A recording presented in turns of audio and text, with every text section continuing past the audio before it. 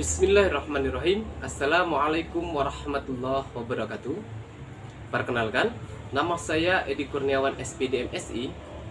Saya merupakan seorang dosen di program studi pendidikan kimia Universitas Islam Kuantan Singingi.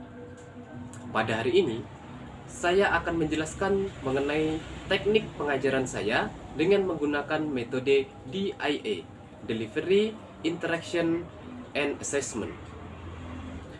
Salah satu mata kuliah yang saya ampu pada semester ini adalah Kimia Analitik Instrumen, atau di kampus lain disebut dengan Kimia Analisa Instrumen.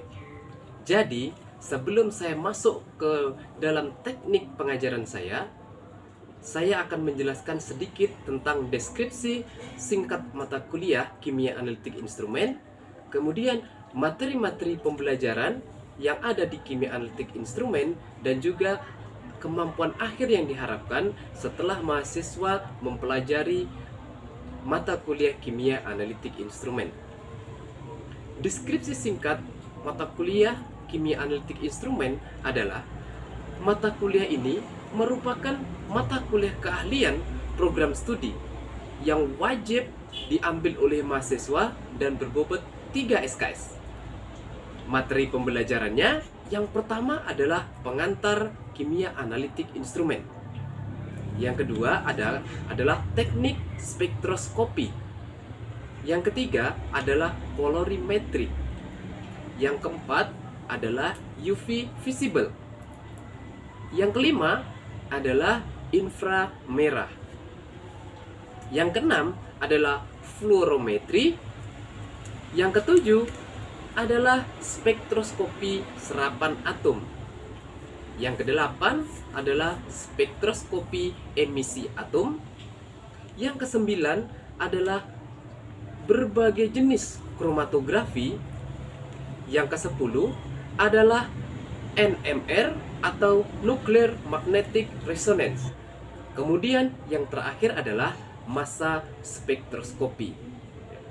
Kemampuan akhir yang diharapkan setelah mahasiswa mengikuti perkuliahan ini adalah mahasiswa memiliki pengetahuan, memahami, dan memiliki keterampilan dalam mendeskripsikan konsep dasar berbagai cara analisis dengan instrumen kimia secara modern.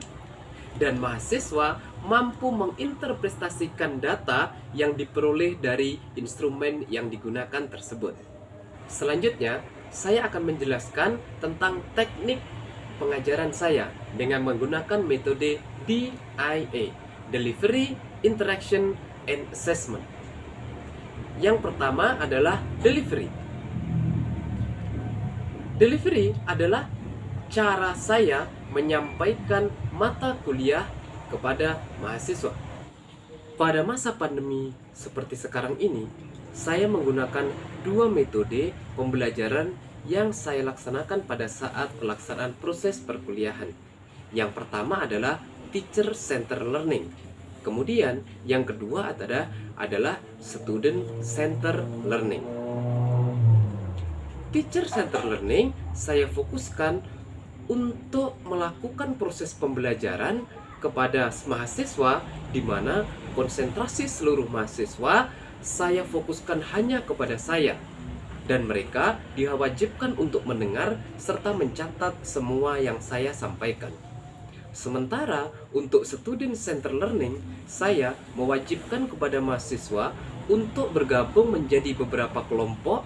Kemudian mereka akan membawakan materi perkuliahan. Setelah itu mereka akan mempresentasikan di mana siapa yang akan turun melaksanakan presentasi di dalam kelompok tersebut, saya acak namanya, sehingga seluruh mahasiswa mereka akan mempersiapkan diri dengan baik dalam menghadapi atau dalam kegiatan presentasi tersebut.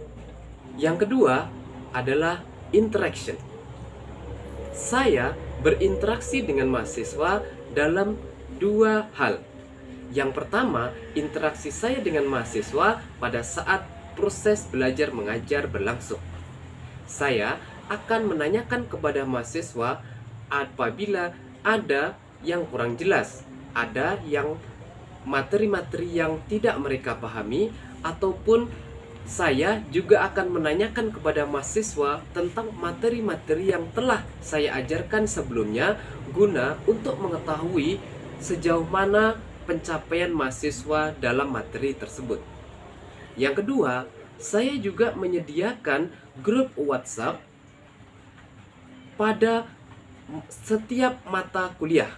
Jadi, setiap mata kuliah yang saya ampu, saya selalu memiliki grup-grup WhatsApp di mana di sana kami bisa berinteraksi secara langsung selama 24 jam penuh. Yang ketiga adalah assessment. Bentuk dan komponen penilaian saya terhadap mahasiswa ditentukan oleh aturan rektor di tempat kami berada, yaitu terkhusus di Universitas Islam Kuantan Singingi. Penilaian kami mencakup 5 hal. Yang pertama adalah etika. Etika diberi proporsi sebanyak 10%. Yang kedua adalah absensi. Absensi memiliki proporsi sekitar 10%.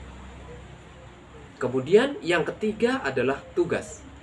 Tugas mahasiswa, baik tugas terstruktur maupun tugas mandiri, kami akan memberikan proporsi 15%. Setelah itu, UTS, ujian tengah semester, kami berikan proporsi sebanyak 30%, dan ujian akhir semester kami akan berikan proporsi sebanyak 35%. Demikianlah teknik pengajaran yang saya lakukan di Prodi Pendidikan Kimia Universitas Islam Kuantan Singingi. Terima kasih. Wassalamualaikum warahmatullahi wabarakatuh.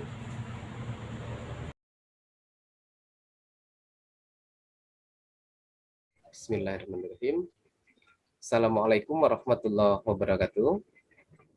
Waalaikumsalam warahmatullahi wabarakatuh. Baik, Ananda semua, berjumpa lagi dengan Bapak ya di mata perkuliahan kimia analitik instrumen. Di beberapa kampus lain biasanya disebut dengan kimia analisa instrumen, gitu ya.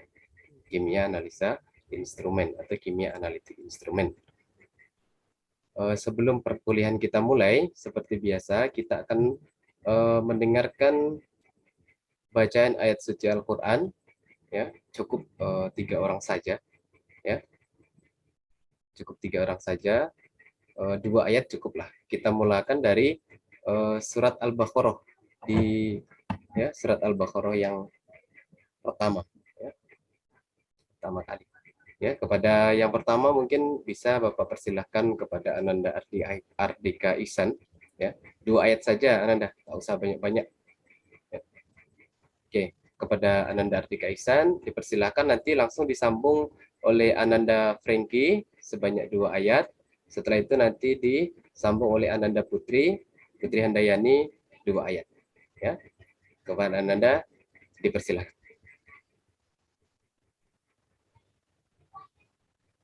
A'udzu billahi minasyaitonir rajim.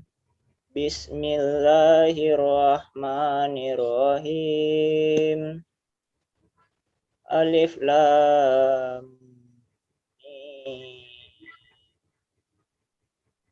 Zalikal kitabu la raiba fihi hudal lil muttaqin.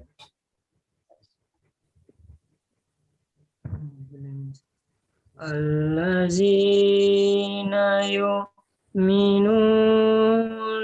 bil ghaibi wa yuqimuna sholata wa mimma razaqnahum yunfiqun. Wallazina yu'minuna bima unzila ilaika wa ma unzila min qablik wa الآخرة هم يوقنون.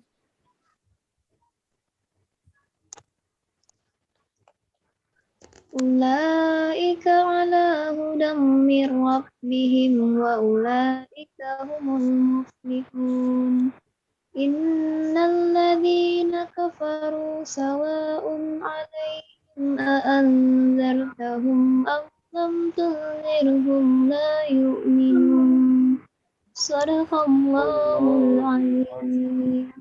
Oke, next. Jadi kita langsung masuk ke perkuliahan kita, ya, perkuliahan kita, yakni kimia analisa instrumen, ya, kimia.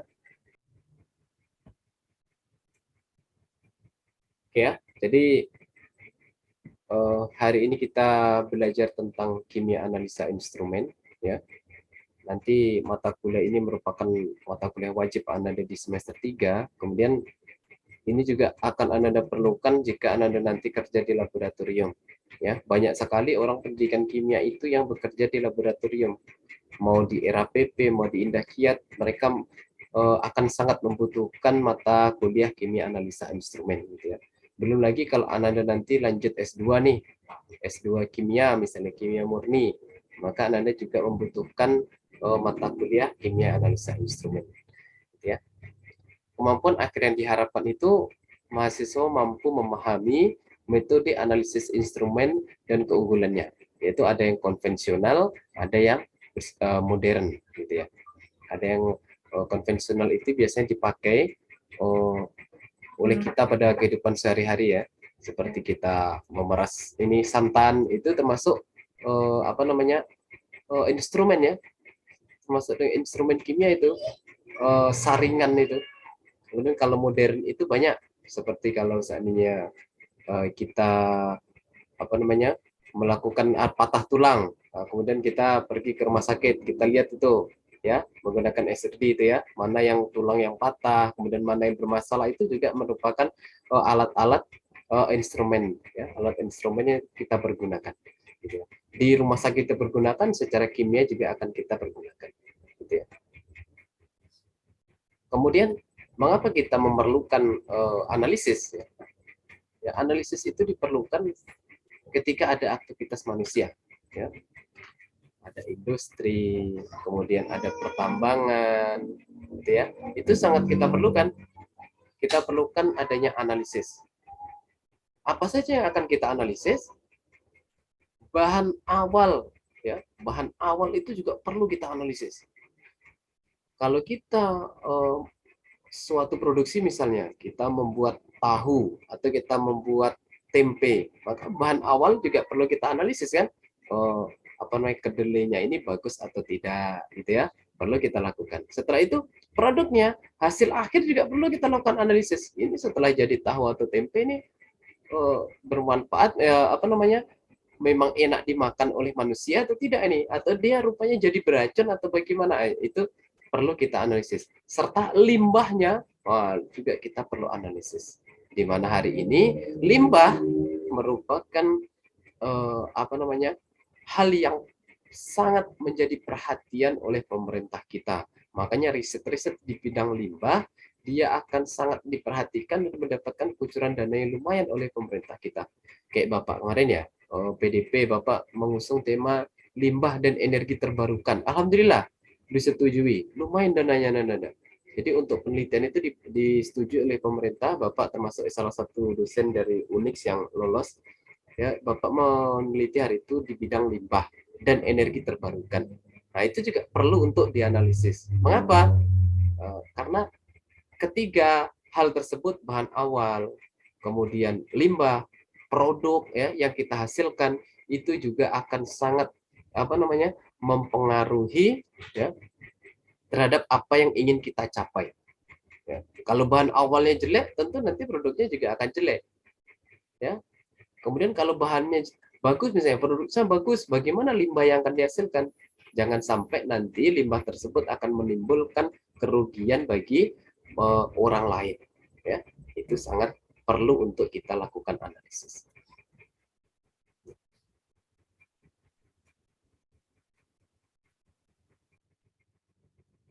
Kemudian analisis itu meliputi 3 aspek secara komprehensif. Yang pertama itu tentunya pengumpulan data. Ya, pengumpulan data. Kemudian yang kedua adalah proses pengolahan data tersebut beserta dengan interpretasinya. Yang ketiga adalah pengambilan keputusan ataupun kesimpulan. Pengumpulan data itu contohnya jika kita di Kuantan sini banyak penambangan emas liar, maka kita mengumpulkan datanya itu harus sesuai dengan kaidah-kaidah pengumpulan data. Contohnya bagaimana? Proses penambangan liar terjadi pada siang hari. Maka apabila kita mengambil data di air, misalnya di airnya itu di pagi hari tentu kurang pas. Mengapa? Karena proses penambangan liar pagi hari belum dimulai. Nah, makanya untuk mencari data yang sangat bagus, objektif, nah kita mengumpulkan datanya pagi, siang, malam, gitu ya. Kemudian kalau seandainya kita perlu ikan kan banyak jenisnya, ada baung, gitu ya. Kemudian ada ikan patin. Jadi kita akan mencari ikan-ikan tersebut bukan hanya satu jenis, misalnya 3 jenis ikan. Nah, kita ambil dagingnya, nah itu untuk dikumpulkan sebagai data kita. Proses pengolahannya bagaimana? Misalnya data yang kita peroleh tersebut kita kirimkan di mana dia yang bisa melihat ataupun bisa menentukan kandungan logam berat. Kalau di Pekanbaru sini, kalau tidak salah Bapak, ada di dekat MTQ di badan apa ya itu ya? Lupa Bapak namanya. Ada sebelah kanan nanti. Kalau di sana kita kirim data kita, nanti berapa hari setelah itu akan keluar datanya dan kita akan diberitahu bahwasanya proses pengolahan data sudah selesai gitu ya. Nah, di sana ada AAS.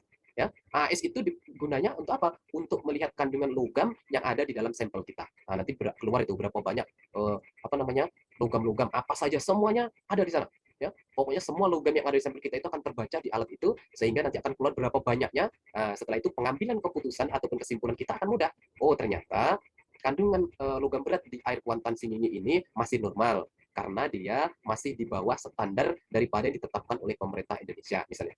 Oh, ternyata dengan adanya upeti ataupun penambangan emas secara liar ini menimbulkan air ini memang tercemar oleh logam berat, sangat berbahaya karena kandungan logam beratnya sangat tinggi. Begitu ya. Atau di ikannya, oh ternyata daging ikan di Kuantan Singingi itu sebenarnya tidak layak konsumsi lagi karena sudah sudah tercemar oleh logam berat sehingga sangat berbahaya bagi kesehatan warga masyarakat. Nah, itu adalah contoh analisis ya, meliputi 3 aspek. Kemudian mengapa perlu dilakukan analisis ya? Analisis itu meliputi 2 hal. Yang pertama itu adalah analisis kualitatif, yang kedua itu analisis kuantitatif. Analisis kualitatif itu lebih menekankan kepada jenis-jenis, misalnya kita mau cari logam yang berbahaya, logam berat ya di dalam air, maka analisis kualitatif itu dia akan lebih ke jenis-jenis logam apa saja yang terkandung di dalam sampel kita tadi. Ya. Sementara analisis kuantitatif dia lebih menekan kepada berapa banyak masing-masing logam itu ada atau terkandung di dalam sampel kita. Gitu ya. Jadi kalau kualitatif itu adalah jenis logamnya, kalau kuantitatif itu adalah banyaknya logam-logam tersebut di dalam sampel kita. Jelas ya, Ananda ya perbedaannya ya, analisis kualitatif dan analisis kuantitatif. Kemudian, identifikasi suatu zat dilakukan dengan penambahan zat lain yang susunannya telah diketahui, sehingga terjadi perubahan. Susunan yang telah diketahui, contohnya itu adalah air, yang paling gampang banget. Ya. Air, yang pertama. Mengapa Bapak contohkan air? Gampang banget. Contohnya kita ingin melihat yang Bapak jelaskan ya. Kita akan melakukan proses rekristalisasi garam misalnya. Kita ingin melihat berapa banyak gram, ya, berapa banyak berat pengotor yang ada dalam garam.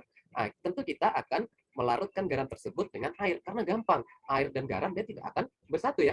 Walaupun bersatu secara homogen sekalipun, tetap bisa kita pisahkan, kemudian susunan daripada air juga jelas. Oh, air itu cuma H2O. Kalau saya panaskan dengan panas 100 derajat Celcius, maka air akan terpisah, garam yang akan saya dapatkan. Jelas dia ya. Susunannya telah diketahui.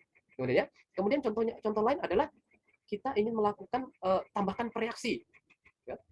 Tambahkan reaksi. Contohnya adalah pada saat kita titrasi asam dan garam. Kita sudah tahu ya, asam ditambah garam jadinya adalah asam ditambah basa, asam ditambah basa jadinya adalah air dan garam. Kita sudah tahu contohnya, ya.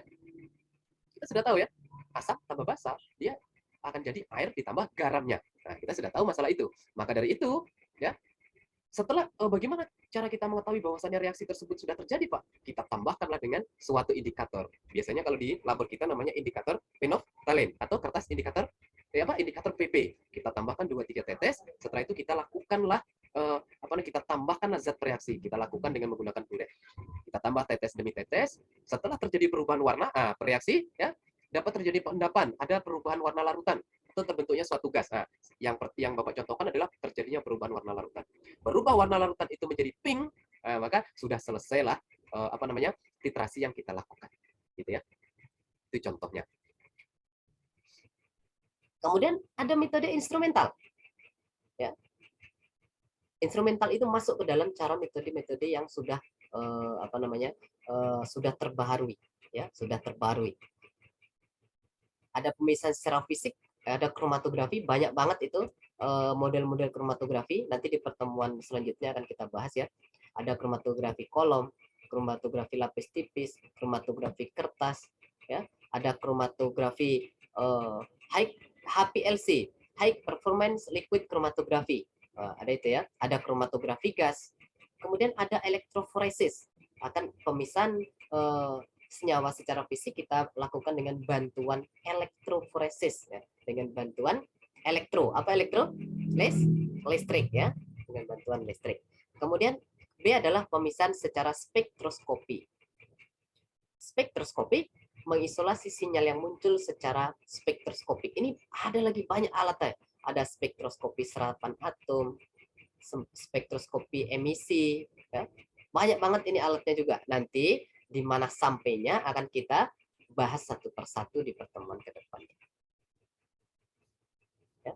Kemudian analisis kualitatif, ya, itu ada spektroskopi X-ray, XRD, ya, macam-macam spektroskopi tadi ya. Ada inframerah, IR, ada massa spektroskopi. Kemudian ada NMR atau spektroskopi magnetic inti. Sementara untuk kuantitatif, ya, ada UV visible, ya, ada AAS dan AES serta konduktivitas pH. Jadi kualitatif untuk melihat apa saja susunan-susunan senyawa, susunan-susunan yang terkandung dalam suatu senyawa, kita bisa menggunakan XRD, inframerah, spektroskopi massa, dan NMR. Sementara untuk melihat banyaknya zat-zat yang terkandung dalam suatu senyawa, kita menggunakan UV visible, AAS yang seperti Bapak jelaskan tadi di Pekanbaru. Kalau AES belum ada di Pekanbaru sepertinya. Yang ada di sini itu baru AAS. Konduktivitas pH bisa kita laksanakan di laboratorium. Gitu ya. Itu untuk kuantitatif, untuk melihat banyaknya zat-zat yang terkandung dalam suatu senyawa. Gitu ya. Oke, next. Analisis juga dapat dilakukan dengan cara yang pertama, cara basah. Ya. Reaksi terjadi dalam larutan yang biasanya sebagai pelarutnya adalah air. Nah, Bapak contohkan adalah rekristalisasi garam yang paling gampang. Karena ini akan Anda lakukan nanti di praktikum kimia dasar. Kalau tidak salah dengan Bu Rosa biasanya. Ya. Jadi pada rekristalisasi garam itu, hipotesa kita itu adalah garam itu dalam keadaan kotor. Kemudian kita larutkan garam tersebut menggunakan air. Ya. Kita larutkan garam tersebut dengan menggunakan air. Setelah itu, sebelum dilarutkan kita timbang dulu ya garam tadi, lupa Bapak. Timbang garam yang keadaan kotor tersebut. Setelah itu kita larutkan garam tersebut menggunakan air bersih atau air aquades, boleh air aqua kalau tidak ada, atau biasanya kita menggunakan air AC. Jadi siapa yang rumahnya ada AC, airnya kami tampung. Karena air AC itu merupakan air aquades alternatif daripada kita beli aqua. Kalau beli aqua terus azab kita. Sementara kita di sekitaran kampus belum ada yang memproduksi air aquades. Makanya kita menggunakan cara-cara alternatif. Ya. Setelah itu kita aduk, ya. Yang lebih gampang dalam keadaan panas. Setelah itu kita panaskan terus menerus ya. Kita pergunakanlah cara kering tersebut, ya. Dengan pemanasan sampai dia kering ya, mengering. Yang sebelum kita larutkan dengan beratnya garam yang kita dapatkan setelah perlakuan, setelah kita larutkan dalam air ya. Kemudian kita lakukan pemanasan, itulah kita akan mendapatkan berat daripada pengotor. Itu contoh daripada analisis. Jadi kita tarik kesimpulan, ternyata berat pengotornya sekian gram, setelah itu berat bersih yang kami dapatkan adalah sekian gram. Gitu. Kemudian wujud zat yang akan dianalisis itu ada 3. Ada dalam bentuk padat, ya. Contohnya adalah daging ikan tadi ya, atau boleh udang Kuantan Singinyi. Mana tahu ada yang hobi mancing. Ya, kayak Bapak ini rencana mau turun mancing ini cari udang di Kuantan Singinyi dengan Pak Andrizal, tetapi belum ada kabar-kabar. Ya. Kalau Anda ada yang hobi mancing, boleh ikut dengan Bapak. Juran Bapak sudah ada di kampus. Jadi mau terjun mancing. Juran Bapak sudah bawa borong setengah, ada 7 biji itu. Ya, untuk mencari udang di Kuantan Singinyi. Kemudian ada dalam bentuk cair, yaitu air Kuantan Singinyi itu kita ambil contohnya, atau air sumur. Kita curiga, saya tinggal di perumahan Pak. Perumahan itu jarak antara WC pembuangan dengan kami mengebor itu tidak sampai 10 meter. Sementara aturan kan jelas Pak. Saya curiga air yang kami minum, misalnya kami panaskan ini masuk pengotor di dalamnya, entah limbah ataupun deterjen, gitu ya. Nah, Anda lakukan analisis. Ataupun gas. Gas bisa juga. Ya. Anda lewat di gas di mana itu? Yang ada apa karet itu, minta ampun baunya. Anda curiga, Anda ambil gasnya itu, Anda lakukan analisis, kirimkan sampelnya. Ini sudah sudah masuk dalam pencemaran lingkungan atau belum ini? Atau kalau Ananda mau masuk ke kebun durian, kalau Bapak yang sering di kebun durian itu, minta ampun. Kalau sudah turun gas dari pabrik sawit itu turun ke dekat jalan, tak nampak jalan itu. Baunya minta ampun. Nah, itu sudah masuk kategori pencemaran lingkungan. Nah, maka kita sebagai akademisi sudah berkewajiban untuk menelitinya sehingga kita tahu, oh ternyata ini berbahaya untuk masyarakat, oh ternyata ini tidak berbahaya bagi masyarakat, gitu ya. Itu perlu kita lakukan hal tersebut. Oke. Kemudian pemilihan metode analitik. Ya. Jadi untuk menentukan metode analisis yang tepat, terbaik kita memerlukan menjawab pertanyaan beberapa yang Bapak sajikan ini. Yang pertama itu adalah apakah akurasi diperlukan? Kalau kita seorang peneliti ingin meneliti air di dalam kuantan singit, kualitas airnya bagus atau tidak, kualitas ikannya mantap bisa dikonsumsi atau tidak, maka akurasi juga sangat diperlukan. Makanya kita mengambil sampelnya itu, pagi kita ambil, siang kita ambil, malam kita ambil. Ikannya, ikan patennya kita ambil, kemudian ikan baunya kalau ada juga kita ambil. Ikan apa yang ada di kuantan singit kira-kira? Bapak pernah mancing gurami, pernah Bapak dapat di kuantan singit itu? Ikan gurami itu besar-besar kuantan singit. Apakah dia terkena daripada tercemari daripada upeti yang dilakukan oleh warga atau tidak? Gitu ya. Kemudian, berapa rentang konsentrasi yang terdapat di dalam sampel? Rentang konsentrasi diperlukan supaya sampel yang kita dapatkan itu bisa kita analisis dengan baik. Ya. Makanya rentang konsentrasi sangat perlu. Kalau konsentrasinya cuma dalam sedikit, dalam hipotesis kita tidak yakin, paling juga upeti ini kan sekarang sudah nggak apa lagi Pak, nggak marak. Jadi kemungkinan walaupun ada paling konsentrasinya kecil, berarti kita tidak perlu melakukan analisis. Tetapi kalau kita yakin, Pak sepanjang dari Singi Hilir ya, sampai kemarin Pak banyak upeti yang dilakukan oleh warga Pak, saya yakin pasti konsentrasi logam berat yang saya dapatkan ini pasti banyak Pak. Makanya saya perlu untuk melakukan penelitian ini. Itu penting. Kemudian, apakah terdapat komponen dalam sampel yang menyebabkan interferensi? Interferensi itu menyebabkan gangguan, sehingga walaupun kita yakin di dalam sampel kita itu ada yang kita cari, ada yang mau kita teliti, tetapi karena adanya komponen tersebut, sampel yang kita teliti itu menjadi rusak misalnya. Atau karena adanya komponen tersebut, kita penelitian kita ini, sampel yang akan kita teliti atau zat yang akan kita mau itu jadi hilang. Nah, itu perlu kita lihat. Tetapi kalau logam biasanya tidak ada. Kemudian bagaimana sifat fisik dan kimia dari metrik yang terdapat pada sampel? Ini berkaitan dengan setelah kita ambil sampel, kemudian kita akan kirimkan misalnya, atau kita akan analisis, kita akan melihat sifat fisik dan kimianya. Apakah sampel kita itu termasuk sampel yang cepat menguap, menghilang, atau sampel kita itu termasuk yang cepat bereaksi dengan udara, atau sampel kita itu memiliki hidup yang sedikit. Itu kalau masalah hidup itu biasanya berkaitan dengan penelitian di biokimia, meneliti jamur, ya, meneliti enzim, gitu. Itu perlu kita melihat sifat fisik dan kimianya. Kemudian yang terakhir, berapa banyak sampel yang akan dianalisis. Ini berkaitan dengan berapa banyak sampel yang harus kita dapatkan, gitu ya. Berapa banyak sampel yang kita dapatkan minimal untuk kita analisis sehingga kita diakui. Kalau seandainya anorganik, Ananda logam, tentu tak ada masalah. Tetapi ini pertanyaan terakhir ini diperuntukkan bagi orang-orang yang meneliti di bidang anorganik. Di bidang organik. Karena organik itu dia meneliti misalnya berapa banyak kandungan kurkumin, gitu ya. Kemudian berapa senyawa antioksidan yang terkandung di dalam petai misalnya. Jadi tentu kita akan harus mendapatkan antioksidan yang banyak, minimal 0,05 gram. Itu perlu, pertanyaan terakhir ini perlu untuk kita jawab dengan baik. Karena kalau tidak nanti tentu akan bermasalah di akhir penelitian kita. Oke, sampai di sini ada pertanyaan, Ananda? Tidak, Pak. Oh, tidak ya? Sudah jelas, Ardika Ihsan? Yang Bapak jelaskan tadi ya? Ya, Pak. Jelas, Pak. Oke. Kalau tidak ada pertanyaan, nanti PPT-nya ini akan Bapak share di grup WhatsApp kita. Kemudian nanti untuk tugas minggu depan juga akan Bapak share juga di sana, ya. Ya, sebelum kita belajar, Anda sudah punya handout-nya. Jadi kita belajar itu Bapak akan mempermudah kita untuk belajar ke depannya, gitu ya. Baik, apabila tidak ada pertanyaan, maka perkuliahan hari ini akan Bapak akhiri, ya. Demikian, wassalamualaikum warahmatullahi wabarakatuh.